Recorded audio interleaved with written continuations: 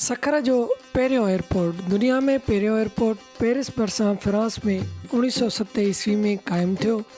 1909 ईस्वी Maryland America में क़ाइमु थियो। एशिया जो पहिरियों एयरपोर्ट बैंकॉक थाईलैंड में 27 मार्च 1914 ईस्वी में क़ाइमु थियो। साउथ एशिया ऐं मौजूदा पाकिस्तान अंदरि पहिरियों एयरपोर्ट कराची में 1929 ईस्वी में क़ाइमु थियो, जंहिं ते इम्पीरियल एयरवेज़ क्राफ्ट लथो जेको लंडन खां आयो हो। सखर अंदरि अंग्रेज़नि जो 1838 ईस्वीअ खां अचणु वञणु शुरू थियो।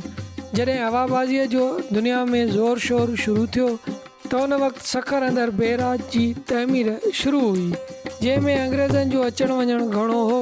उन खां अॻु अंग्रेज़ इन ई इलाइक़े में जिते एयरपोर्ट जोड़ियो, हिकु अंग्रेज़ दोशीज़ा खे हवा सां भरियल बलून ज़रिए हवा में उॾारियो, जेको काफ़ी मथे वञी पैराशूट ज़रिए ज़मीन ते लथो।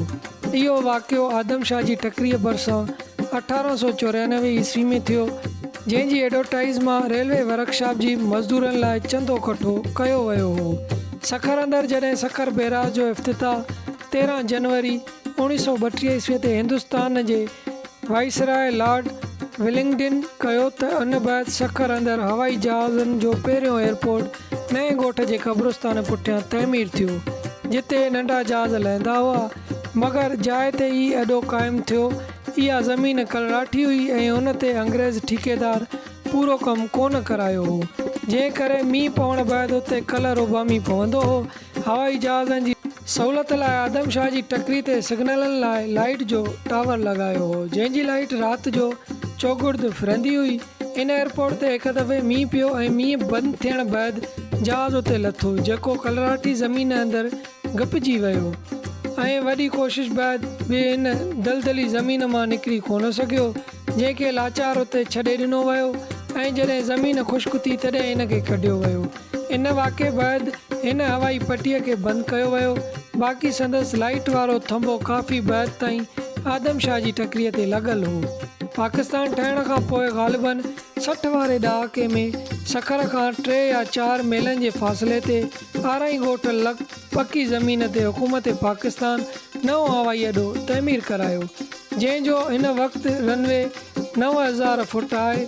26 फरवरी 2012 ईस्वीअ ते हिन जो नालो बदिलाए बेगम नुसरत भुट्टो इंटरनेशनल एयरपोर्ट रखियो वियो, जंहिं ते लोकल फ़्लाइट ऐं हज फ़्लाइट हलनि थियूं।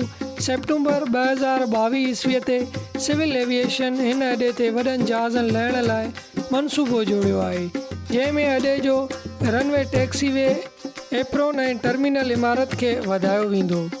अॻु नए ॻोठ में अंग्रेज़नि जो क़ब्रिस्तान हो, जंहिंखे बि आख़िरी पसा आहिनि। क़बरनि जूं ख़ूबसूरत संगे मरमर जूं तख़्तियूं चोरी थी वियूं आहिनि।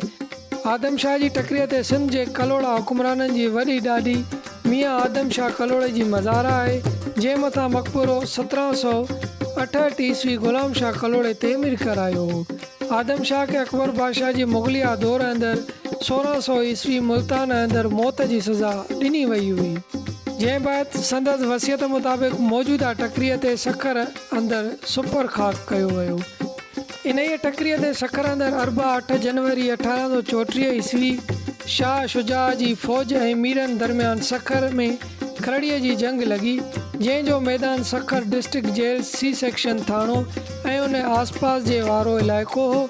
मगर पठाणनि जो सिपह सालार समदर ख़ान लकी करे 2 तोबूं खणी वञी उन आदम शाह जी टकरीअ तां मीरनि जी फ़ौज मथां गोलीबारी कई, जंहिं में मीरनि जा वॾा बहादुर माण्हू मारिजी विया। पर इन सां गॾु सखर शहर जेको तमामु ख़ूबसूरत हो, खंडर में तब्दील थी वियो।